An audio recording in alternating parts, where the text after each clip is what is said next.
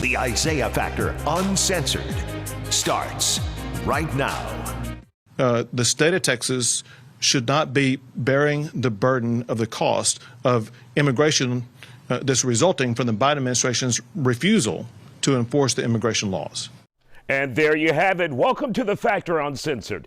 Texas Governor Greg Abbott looks like he intends to challenge an old Supreme Court ruling requiring free education for children of undocumented immigrants. Now, he says the 1982 ruling doesn't apply to present times. Does that sound familiar after what we've been hearing about Roe versus Wade? Well, Abbott says the immigration situation now is a whole lot different. The immigration that we were seeing into the state of Texas was primarily from Mexico. And the only language barrier and issue was Spanish. Now we have people coming from more than 105 different countries across the globe. There are languages that need to be taught in school, or at least to communicate with children in school. There are at a minimum dozens of languages, maybe scores of languages. Who has that level of expertise? Where we can we find the teachers who know all these multitude of different languages to where we would be able to educate kids, and think how much that would cost. Is this all about the election, or is he sincere? Tonight's guests go toe-to-toe on this issue. It's unfathomable that now the governor is now looking to go after children. We have seen time and time again the governor use the immigrant issue to further his political campaign, his political cause.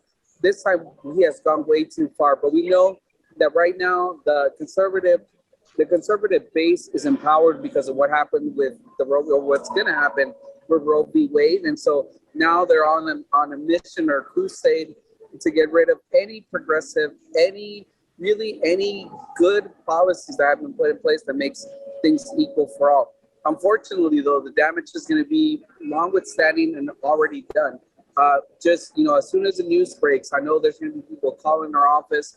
People are going to be very wary of what their future is going to look like. And at the end of the day, we worry not only how this is going to impact families, but how is this going to impact the kid sitting in that room, knowing that soon he could not have a seat, or she could not have a seat in that classroom. Eric, is that what you guys are trying to do with the conservatives, is roll back many of the benefits that those who may be in this country illegally may have after seeing Roe versus Wade? So I would respectfully disagree. I think the cost of illegal immigration is very high, and I'm not a big fan of Greg Abbott, but I think he has a point here. I think we struggle with our public education system. I've seen it firsthand being an elected trustee for the Department of Education. Under my leadership, we've actually expanded and built more schools, but it was very difficult. I think we're having a hard time with local education. And, if you look at the numbers, just strictly on the numbers, illegal immigration costs us a lot. Some reports say that it's up to 2,866 illegal immigrants just in Harris County alone. And U.S. News says it costs $10,000 per student. So if you added those together, that'd be as high as $28 million a year just in Harris County we're spending on undocumented children. And though I'm compassionate, we gotta figure out what's our priority. Is our priority to educate our children? If it is to educate American children, we need to do that. I don't think that this is, I think we need to spend, I don't think we spend enough educating our children. But I don't think it helps us the drain that illegal immigration costs our system, because it's staggering. Farrah Lee, you are conservative. However, you disagree with this plan that the governor is considering. Your thoughts on that? Well, actually, Isaiah, I do need to correct you. I've had some time to read up on this, and I actually don't disagree. Okay, but first you did tell me you did disagree. Well, I disagreed I'll tell you the reason why when you first contacted me that I disagreed, because I'm a former Texas police officer. And I know when I was working that we dealt a lot with truancy issues, and we dealt a lot with kids not being in school because the law was that you have to be in school if you're a child. So if you're a child and you're not in school and we find you on the street, that's an automatic violation of law. And then the burden of remedying those violations fell on the parents. And then many times the parents wouldn't do anything because they were illegal. So that was why my gut reaction to you, Isaiah, was that I disagreed. But now that I've read up on it a little bit more, I would have to stand by my governor on this one, because he's actually coming from the perspective of trying to remedy an outdated court opinion, which is the Pyler v. Doe case, which said that if you have a right to an education if you're in America, and every state in the country has to educate kids.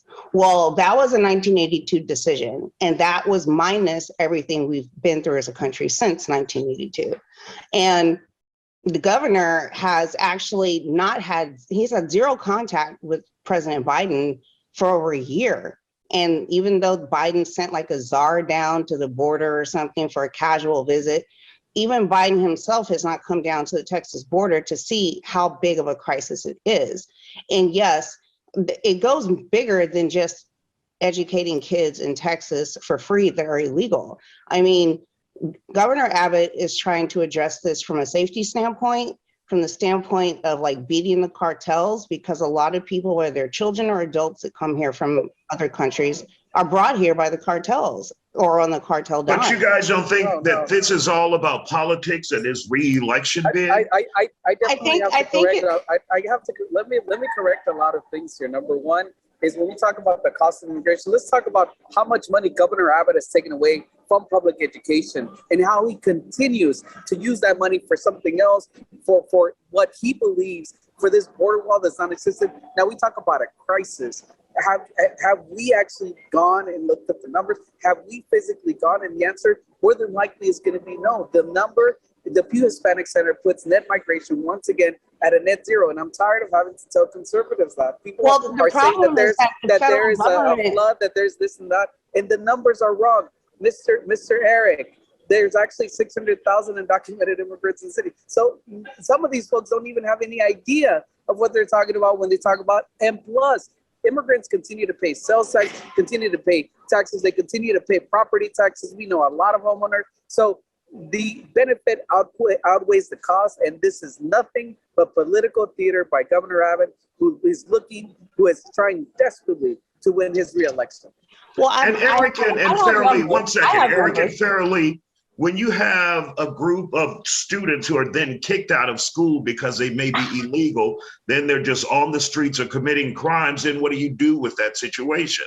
That then falls to law enforcement and other social work. So we want to continue to criminalize children, as Texas has done for forever, and then causing that to be now spending money on jailing children for now being 13. Where does this make sense? When do we stop and say this is just Abbott once again doing his thing and not doing anything for real working Texas parents? Well, that's not the issue. The issue is the people who are actually coming here at the border, who don't have jobs yet, who don't have homes yet, who don't have. What does that have to do with the children? It has absolutely everything to do with the children, because the children are the ones that are being used as scapegoats to get in. No, they're being used by scapegoats by Governor Abbott for his failure. Now, we pick up the heated debate after the break, and we are asking you, our viewers, who do you think should foot the bill for children of undocumented immigrants' public education? Most of you are saying no one. Well, damn. Log on to fox26houston.com and vote. We'll be right back. And welcome back to The Factor Uncensored. Let's continue our conversation on Texas Governor Abbott's desire not to fund public education for undocumented immigrants. As you can imagine, my guests are divided on this topic. You know, I'm not a big fan of Abbott. I hadn't been a big fan of Abbott, but we got to do something about our education system. We really do. The teachers are overwhelmed. Give more money to teachers. Give more money to education.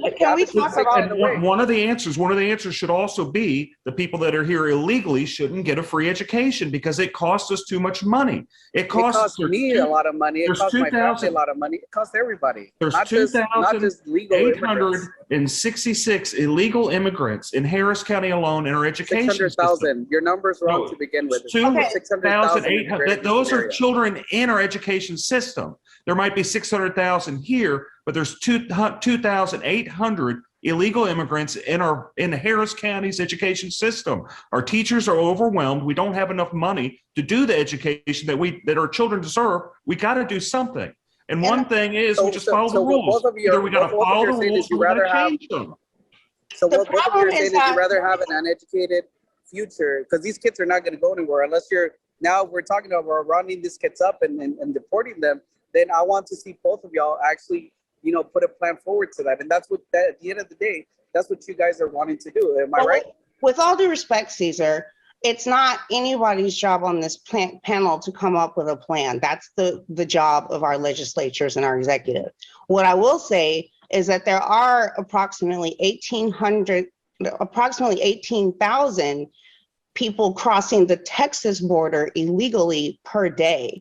And if you do the math on that, and this is a report from the federal government, if you do the math on that, that's almost the size of 6 million people, almost the size of Houston in a year that we would have.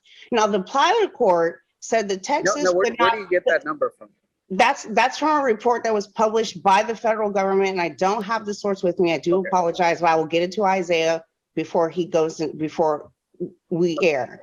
The point is that the Plyler court did not realize when they said Texas's school system would not be burdened by educating illegal aliens. They also said, that court said in 82, that the people weren't coming here illegally to get a free education.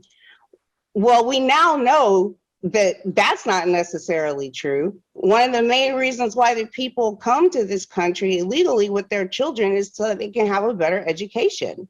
So I talk to these people every single day, and trust me when I tell you that none of them are saying we're going to take our kids over to Texas or to the USA just to get a better education. Most of the time they're fleeing violence, they're fleeing gang activity, they're fleeing policies that the US has implemented in other countries that causes people to migration. They're fleeing climate change. So the fact that you're saying that tells me once again that you all don't have contact with the people that are really living this day by day, and they're paying into the system. And yes, let me tell you one thing. Governor Abbott has a lot to do with the burden on education now in the state of Texas, because once again, let me repeat to you once again that he has stripped billions of dollars in funding for public education, because he's only trying to play into the people that support him and not really looking out for Texans. So all of this, once again, Cesar, we're out of time, but we want to thank you all for joining us here on The Factor Uncensored. And of course, this is a debate that will continue to go on. Thank you all for joining us here on The Factor.